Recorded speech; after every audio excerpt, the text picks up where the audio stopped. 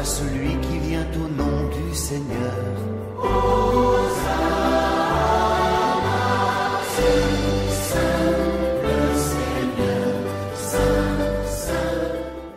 Fils et filles du bon Dieu, Bolo Samba de grâce et de bénédiction tout un chacun de vous pour ce lundi de la semaine sainte année liturgique. B. La consécration de l'élu. Sainte cette semaine l'est parce qu'elle est le mémorial des derniers jours sur terre du Saint par excellence, le Seigneur de la gloire. Le drame de la Passion est commencé. Ces signes avant-coureurs se multiplient. C'est le moment où il convient, plus que jamais, de méditer sur la mission douloureuse du Fils de Dieu venu partager notre destinée, fils et filles du bon Dieu. Voilà la première lecture, Isaïe le chapitre 42, les 7 premiers versets. La mission du serviteur de Dieu. Oui. Les 4 chants du serviteur de Dieu que l'on trouve dans le deuxième Isaïe sont lus pendant la semaine sainte et sont en effet l'annonce très précise de la mission de Jésus, en particulier de sa mission de serviteur souffrant. Oui, le premier chant, lu aujourd'hui, médité aujourd'hui, on affirme le caractère pacifique universel et libérateur, fils et filles du bon Dieu. Oui, nous avons aujourd'hui la dernière semaine du carême. Les évangiles vont nous faire revivre heure par heure les derniers instants de Jésus. Fonction à Béthanie, chez ses amis Lazare, Marthe, Marie, puis le dernier repas avec ses apôtres et la trahison de l'un des 12. Oui, la première lecture tirée de la seconde partie du livre d'Isaïe, on y trouve 4 poèmes qui soient la vie de tous les plus belles prophéties sur Jésus. Oui, voici mon serviteur que je soutiens, mon élu en qui j'ai mis toute ma joie. Oui, c'est Jésus. Jésus, en lui, se réalise la prophétie, fils et filles du monde, l'accomplissement de la parole de Dieu. Le texte nous dit, j'ai fait reposer sur lui mon esprit. Moi, je t'ai appelé, je t'ai pris par la main, je t'ai formé. J'ai fait de toi mon alliance avec le peuple et la lumière des nations. Chacun des mots est à méditer, un à un, et à appliquer à Jésus. Intimité entre Dieu et Jésus, ce sont des mots d'amour, des images d'amour, parce que Dieu veut que nous puissions demeurer dans son amour, fils et filles du bon Dieu. Par notre baptême, nous devons renouveler chaque jour notre engagement à suivre Jésus-Christ à travers cette alliance, à travers sa lumière.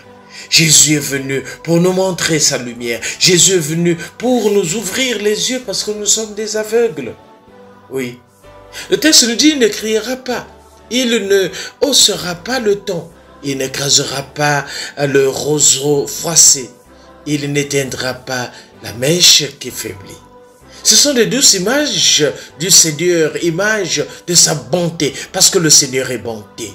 Délicatesse, respect total des autres. Bienheureux les artisans de paix, disait le Seigneur, ils seront appelés fils de Dieu. Fils et filles du bon Dieu, le Seigneur est doux. Et en ce temps de bruit et de violence, demandons la grâce de la paix, la grâce du silence, la grâce de la bonté, la grâce de la méditation dans le quotidien de notre vie. Fils et filles du bon Dieu. L'évangile de ce matin, Jean 12, versets 1 à 11. Verset, l'onction de Béthanie. La sœur de Lazare, oui, Lazare était ressuscité par Jésus, la sœur, exprime sa vénération et sa gratitude envers le Maître par un geste tout féminin. Son acte insolite n'est que luxe coûteux aux yeux du trésorier du groupe.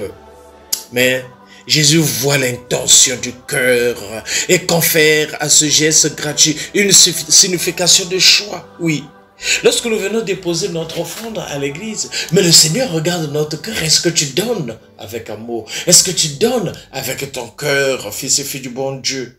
Ce parfum préfigure celui avec lequel son corps sera bientôt embaumé dans le tombeau, fils et filles du bon Dieu. Oui, 6 jours avant la Pâque, Jésus vint à Béthanie où se trouvait Lazare qu'il avait ressuscité des morts. Oui, l'évangéliste Jean note la proximité de Pâques et la présence de Lazare qu'il avait ressuscité. C'est déjà une clé d'interprétation, fils et filles du bon Dieu.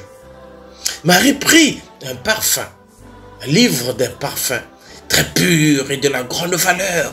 Elle le répandait sur les pieds de Jésus et les essuyait avec ses cheveux. Et la maison remplie de l'odeur du parfum. Scène mystérieuse, scène insolite. C'est d'abord un geste d'amitié. Oui, c'est aussi un geste gratuit, presque excessif, énorme. Un gaspillage comme va le souligner Judas. Fils et filles du bon Dieu. Nous avons besoin des gestes d'amour dans le quotidien de notre vie. Aimons-nous vivants. Alors, l'expression de Judas, c'était pourquoi ne pas avoir vendu ce parfum 300 derniers deniers quand l'on aurait donné aux pauvres. Une fortune jetée en l'air. 300 deniers devaient représenter pour l'époque le salaire d'un an de travail. Mais elle sait ce qu'elle est en train de faire. Ce qui est important, c'est le maître lui-même. Ce geste a donc une portée pascale. Jésus souligne que Marie anticipe ici les soins qui ne pourront pas être donnés à son cadavre. L'ancien rituel de la sépulture, obligatoire chez les Juifs, ne pourra pas avoir lieu le vendredi soir, car le sabbat de Pâques sera alors commencé. Jean le soulignera dans Jean 19, 42. Fils et filles du bon Dieu. Mais cette onction ne pourra pas non plus avoir lieu le dimanche matin, premier jour de la semaine. Car lorsque les femmes viendront au tombeau dans ce but avec des aromates parfumés, il sera déjà ressuscité. Elles trouveront le tombeau vide. Oui, le Seigneur aujourd'hui veut rendre vide tes tombeaux. Là où tu es enterré, là où tu es complètement paumé, là où tu es dans des situations difficiles, le Seigneur veut rendre cela vide, c'est-à-dire sortir de là à travers la restauration. Oui, symboliquement, cette onction de lundi est donc le signe de la résurrection. Jésus pense à sa mort, à sa sépulture, tout cela est proche. Il en parle avec beaucoup de lucidité, comme des grands malades qui, se sachant près de leur mort, s'avancent vers elle en pleine conscience et en parlent calmement à leurs amis et à leurs proches. Ce fut le cas de Jésus. Mais Jésus pense aussi toujours à sa résurrection, parce que c'est par la mort qu'il va passer pour ressusciter, pour que chacun de nous puissions passer par ce chemin. Oui, les pauvres, vous les aurez toujours parmi vous, mais moi, vous ne m'aurez pas toujours. Jésus réalise parfaitement que son absence physiquement, va créer un grand vide. Voilà pourquoi il rassure ses frères, il rassure la communauté, il rassure chacun de nous qui sommes pauvres, il rassure chacun de nous qui sommes paumés, il rassure chacun de nous qui sommes malades, il rassure chacun de nous qui sommes complets, nous qui sommes dépassés. Il rassure, fils et filles du bon Dieu.